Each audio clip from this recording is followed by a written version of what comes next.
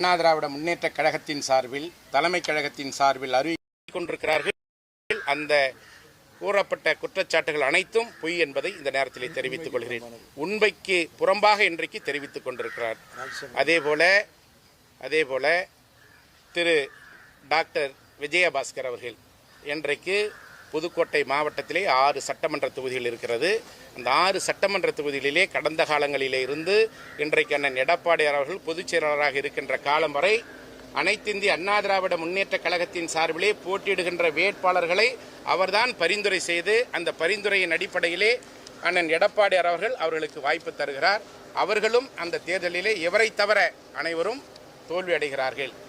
இன்றைக்கு தமிழகத்திலே அரசியல் கட்சியின் சார்பிலே போட்டியிடுகின்ற அனைத்து தலைவர்களும் வெற்றி வாய்ப்பினை இழந்திருக்கிறார்கள்.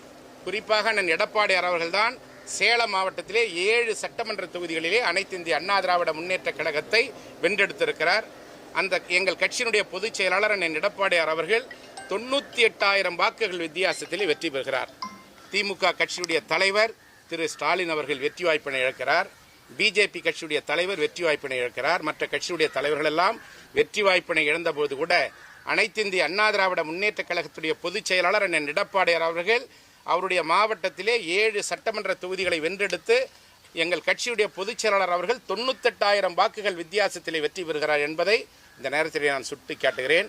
கடந்த காலங்களிலே முன்னாள் முதலமைச்சர் திரு மு.க. ஸ்டாலின் அவர்கள் சொல்லுவார், 10 தோல்வி கண்ட பழனிசாமி என்று சொல்லுவார். இன்றைக்கு நான் அவருக்கு அறைகோலாக சொல்லுகிறேன், 10 தோல்வி கண்ட பழனிசாமி என்று சொன்ன நீங்கள் இன்றைக்கு படுதோல்வி அடைந்திருக்கின்றீர்கள். ஆனால் எங்களுடைய அண்ணன் பொதுச் செயலாளர் அவர்கள் 98,000 வாக்குகள் வித்தியாசத்திலே எடப்பாடி சட்டமன்ற தொகுதியிலே வெற்றி பெற்றிருக்கிறார் என்பதை இந்த நேரத்தில் நான் சுட்டிக்காட்ட கடமைப்பட்டிருக்கிறேன்.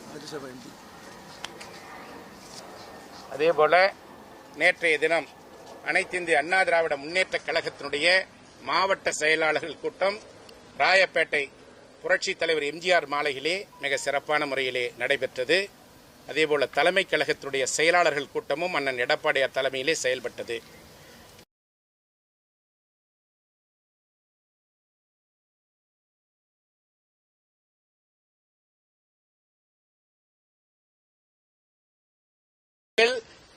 விசுவாசத்தோடும் உறுதியோடும் செயல்படுவோம் என்று வாக்குறுதி தந்து மிக சிறப்பான முறையிலே அந்த மினிட் நோட் புத்தகத்திலே கையொப்பமிட்டு சென்றிருக்கிறார்கள்.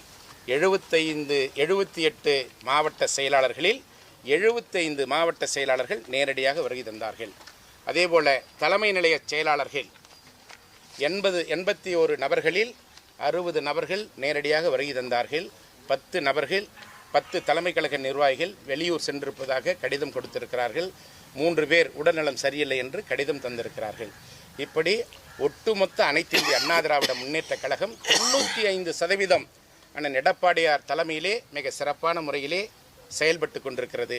நேற்றைய மாவட்ட செயலாளர்கள் கூட்டத்திலே கூட அனைத்திந்திய அண்ணா திராவிட முன்னேற்ற கழகம் தமிழகத்திலே எதிர்க்கட்சியாக மிக சிறப்பான முறையிலே செயல்படும்.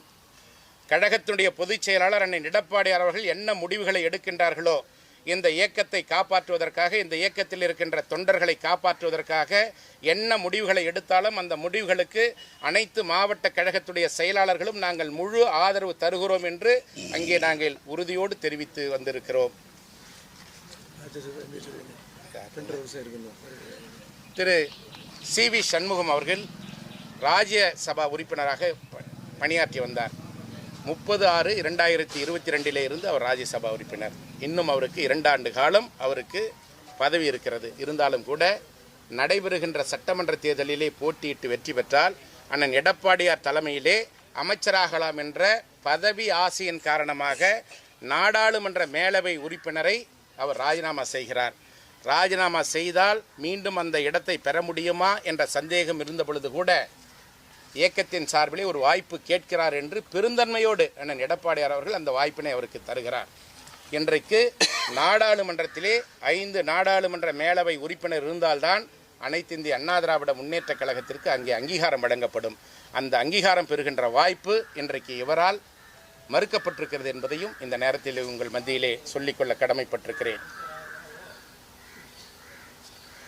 ஒவ்வொரு பகுதியிலே இருக்கின்ற ஒவ்வொரு மாவட்டத்தில் இருக்கின்ற மாவட்ட செயலாளர்கள் சொல்லுகின்றவர்களுக்குத்தான், பரிந்துரை செய்கிறவர்களுக்குத்தான் அண்ணன் எடப்பாடியார் அவர்கள் சட்டமன்ற வேட்பாளர்களாக போட்டியிடுவதற்கான வாய்ப்பினை தந்தார்கள். விழுப்புரம் மாவட்டத்திலே திரு சி.வி. சண்முகம் சொல்லுகின்ற நபர்களுக்குத்தான், பரிந்துரை செய்த நபர்களுக்குத்தான் வாய்ப்பினை தந்தார்கள். அதேபோல திரு எஸ்.பி. வேலுமணி அவர்கள் பரிந்துரை செய்த நபர்களுக்குத்தான் வேட்பாளர்களாக போட்டியிடுவதற்கான வாய்ப்பினை பொதுச் செயலாளர்கள் தந்தார்கள். அதேபோல் டாக்டர் விஜயபாஸ்கர் அவர்கள் பரிந்துரை செய்த நபர்களுக்குத்தான் அண்ணன் வாய்ப்பினை தந்தார்கள்.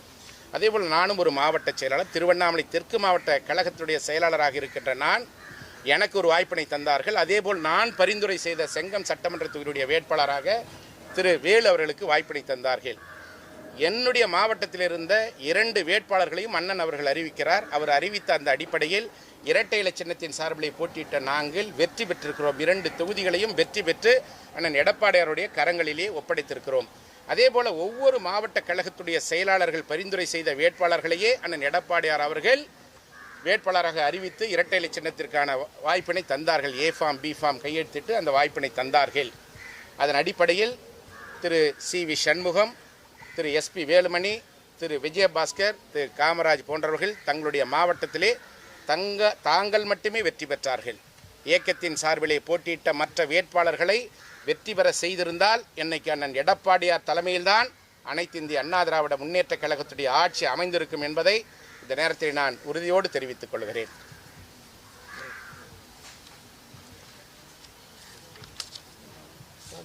அதேபோல இன்றைய அமைச்சராக இருக்கிற திரு நிர்மல்குமார் அவர்கள் திராவிட கட்சிகளோடு எந்த விதமான கூட்டணியும் நாங்கள் வைத்துக்கொள்ள மாட்டோம் என்று சொன்னார்.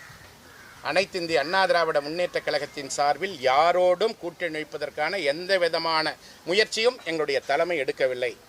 மக்கள் தந்த தீர்ப்பினை ஏற்று கழகத்தினுடைய பொதுச் செயலாளர் அண்ணன் எடப்பாடியார் அவர்கள் தமிழகத்திலே அனைத்து இந்திய அண்ணா திராவிட முன்னேற்ற கழகம் சிறந்த எதிர்க்கட்சியாக செயல்படும் என்ற முடிவினை எடுத்து அதன் அடிப்படையிலே இன்றைக்கு இயக்கம் தமிழகத்திலே எதிர்க்கட்சியாக சிறப்பான முறையிலே செயல்பட்டு கொண்டிருக்கிறது என்பதையும் தெரிவித்துக் கொள்கிறேன். நேற்று சி.வி. சண்முகம் அவர் பேசும்பொழுது எங்களை கட்சியிலிருந்து நீக்கினது செல்லாது, கட்சி 2ஆக பிளவுற்றிருக்கிறது. இதற்கு முன்பாக ஜெயலலிதா அவர்கள் மறைந்த பொழுது யாரெல்லாம் அந்தந்த பொறுப்புகளில் இருந்தார்களோ அந்த பொறுப்புகளில் நீட்டிக்க வேண்டும் என உயர்நீதிமன்றம், உச்சநீதிமன்றம் தீர்ப்பு வழங்கியிருந்தது. அந்த அடிப்படையில் இப்போ கட்சியில் பிளவு இருக்கு, நாங்கள் தான் மாவட்ட செயலாளர்கள்னு சொல்றாரு. திரு சி.வி. சண்முகம் ஒரு வழக்கறிஞர், தவறான தகவலை சொல்லக்கூடாது. அவருக்கு யாரால் மாவட்ட செயலாளர் வாய்ப்பு வழங்கப்பட்டது? அவருக்கு யாரால் நாடாளுமன்ற மேலவை உறுப்பினராக பொறுப்பேற்பதற்கு வாய்ப்பு அளித்தார்கள்? அவருக்கு யாரால் மீண்டும் சட்டமன்ற தொகுதியிலே போட்டியிடுவதற்கான வாய்ப்பு அளிக்கப்பட்டது? மீண்டும் 2026 மயிலம் தொகுதியிலே போட்டியிடுவதற்கு யாரால் வாய்ப்பு அளிக்கப்பட்டது? மீண்டும் அவருக்கு ஏ ஃபார்ம் பி ஃபார்ம் கையொப்பம் இடுகின்ற அதிகாரம் யாரிடத்தில் இருக்கிறது? அண்ணன் எடப்பாடியார் பொதுச் செயலாளரிடத்தில் இருக்கிறது. எந்த அதிகாரத்தின் அடிப்படையிலே அவர்களுக்கு பொறுப்புகளை வழங்கினாரோ அதே அதிகாரத்தின் அடிப்படையில் அவர்கள் கழகத்தினுடைய சட்ட திட்டங்களுக்கு முரணாக நடந்து கொண்டார்கள் என்ற காரணத்திற்காக பொறுப்புகளிலே இருந்து மட்டுமே தற்பொழுது விடுவிக்கப்பட்டிருக்கிறார்கள். சரி, இப்போ தோல்விக்கான காரணத்தை ஆராயணும், பொதுக்குழு செயற்குழு கூட்டுங்க அப்படின்றதான அவங்களுடைய பிரதான கோரிக்கையா இருக்கு. இப்போ அவங்க என்ன சொல்றாங்க? அவர் தான் எங்களுடைய பொதுச் செயலாளர், ஆனா பொதுக்குழுவை கூட்டுங்கன்னு சொல்றாங்க. இது என்ன சார்? தலைமை முடிவு செய்யும். தலைமை முடிவு செய்யும்.